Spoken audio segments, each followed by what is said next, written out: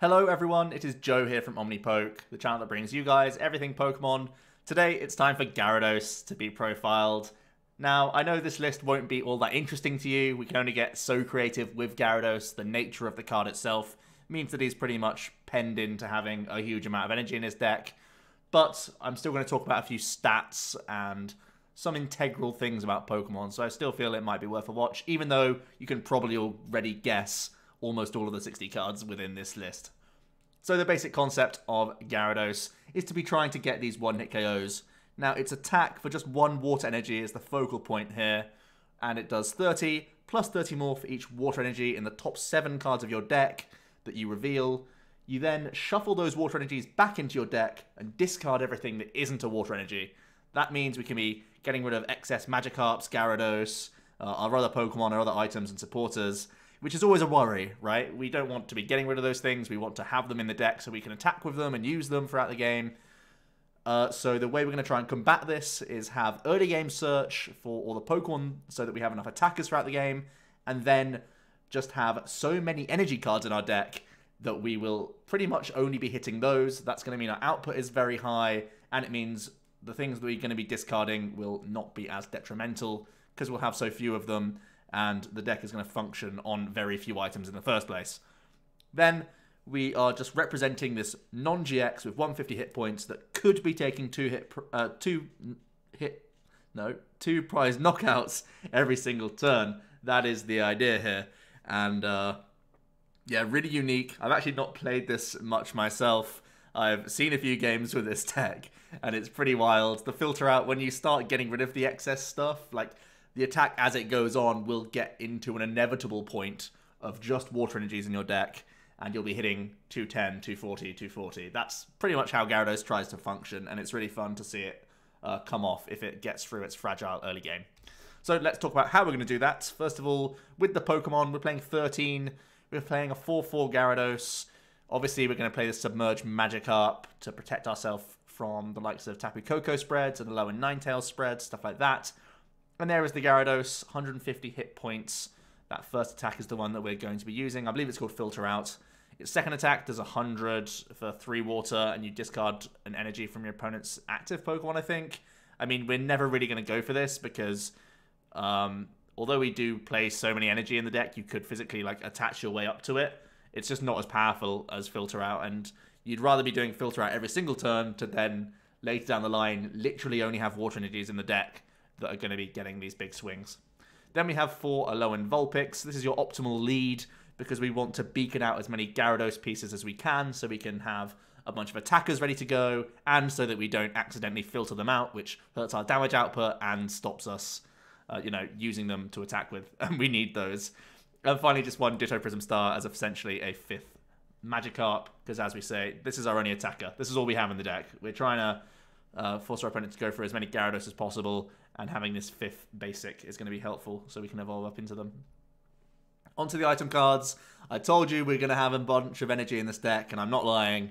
We are only playing 1 Counter Catcher, 2 Stretcher, and 2 Brooklets for everything but supporters. So the 1 Counter Catcher, we play Crash Awake in the deck. That's the main engine that we have, so we can tutor out specific cards. Tutoring this out means that we can pick off something on your opponent's board. If we're trying to race ahead and take out a 2 prize Pokemon, we can try and do that. Or just a big threat that your opponent's trying to build up that can challenge the Gyarados, we can try and deal with them. It feels like we only need 1 copy. It's always going to be live because we're going to be beaconing in the opening turns pretty much every game. So it's going to be active for us. We're going to go behind and then try to race ahead with big one-shots. That's the premise of the deck. 2 copies of Rescue Stretcher. Like, you probably would want more just for protection and having an army of Gyarados sort of roaming around, but you can't play more because it will just reduce your odds of the Filter Out. So that's why we're just going to play 2. And 2 copies of Brooklet Hill. The scariest thing for this deck is the opening turns, and we want to increase our odds of being able to get Vulpix early so we can be beaconing, and then beacon gets us the rest of the pieces that we need to stay alive in the game. That's pretty much the idea. This means that we get donked a whole lot less thanks to the Brooklet, which is excellent. Then we have 4 copies of Crash Awake and 4 copies of Professor Elm as our supporters. So that Crash Awake is a godsend in a deck like this when we have so many energy cards in it. you get to discard 2 water from hand, and then search your deck for up to 2 cards, put them into your hand, and shuffle the deck afterwards. This is going to be picking out, most likely, more Crash Awakes, Elms, and Pokemon, and those item cards. Basically everything that's not a water energy, Crash Awake is going to be finding. And what's great is doing a Crash Awake loop, trying to... Well, you're getting rid of all the energy that you can from your hand. You're basically drawing 1 almost every turn.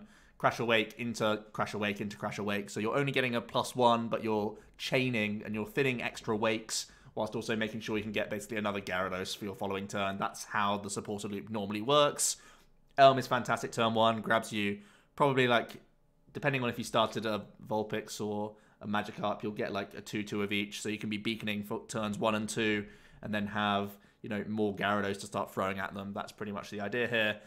Is a godsend to stop us being donked, which is obviously a way to lose the game. And there's the energy cards. 34. Yep, that's easily over half, and that's what we're going to be using to get our damage. That is the 60 card list. If you want to take a screenshot, if you can't remember that, it's there for you right now. So on to tech options. There are only a couple, because there's only a few things that you can realistically fit into a deck that needs to play that much energy. Pidgeotto could be a one-of count, just because we have the Ditto Prism Star, and it can do a Pokedex style effect where you look at the top 2 cards, put 1 straight to your hand, 1 to the bottom. Even if you're finding 2 water energy cards, if you're playing Crash Awake, you might just want that extra draw, so you can spam Wake into Wake into Wake into Wake, which is what you want to do sometimes to make sure you can keep getting Gyarados. And there's a potential one-of item card that we could play, and that's the Muscle Pad. It can push your Gyarados into 200 hit points. That's going to be very tanky, even harder to deal with. When you can Crash Awake, search it out, it could be a great way for your one Gyarados to take, you know, 3 or 4 prizes on his own back, and that may sort of, you know, push you back into the game a little bit. The other thing I was going to attempt to experiment with, which is definitely one for a stream, a spicy Gyarados list. Who thought it was possible? But you could try playing a Lance Prism Star and Dragonite package. The new Dragonite lets you search your deck for a supporter card every turn. So this can help you get into your Crash. So essentially, you go Crash Awake to find your Lance, or you just naturally high roll your Lance. And then you play Lance, get Dragonite on your board, and then you can use Awake every turn. You can pull them out of your deck, and you can pull out the excess Elms. And if you're playing Lance, you need to play a Guzma because of the retreat cost of your own Dragonite. So you would probably play, instead of the Stretchers and instead of the Countercatcher, you would probably play Guzma, Grit, and 2 Lusamine, and then Lance, and then Dragonite, or maybe 2 Dragonites. So I'm thinking of a 7-card package of 2 Lusamine, 2 Dragonite, Lance, Guzma, Brock, and then just the 4 Elm and the 4 Crash Awakes. It would eat into our water energy count by 3 cards, I think, or 4 cards, depending on if we want to get rid of an excess Brooklet Hill, which would hurt a little bit. But if we could get that Lance out, the Dragonite can pull out the rest of the stuff for us turn by turn and really ease the pain of this deck, which is literally draw an energy card, attach an energy card, and attack otherwise. So that could be something to try out. I think it's kind of meme-worthy. Obviously, it's a Lance package that we haven't seen work before, but it could be a hell of a load of fun if you can just Lance and get 2 Dragonites onto your board, and then they're pulling out Wakes and Elms, and then your filter out is pretty much guaranteed to get 240, the maximum. And that's just pretty epic for you. So, yeah. Onto the matchup overview.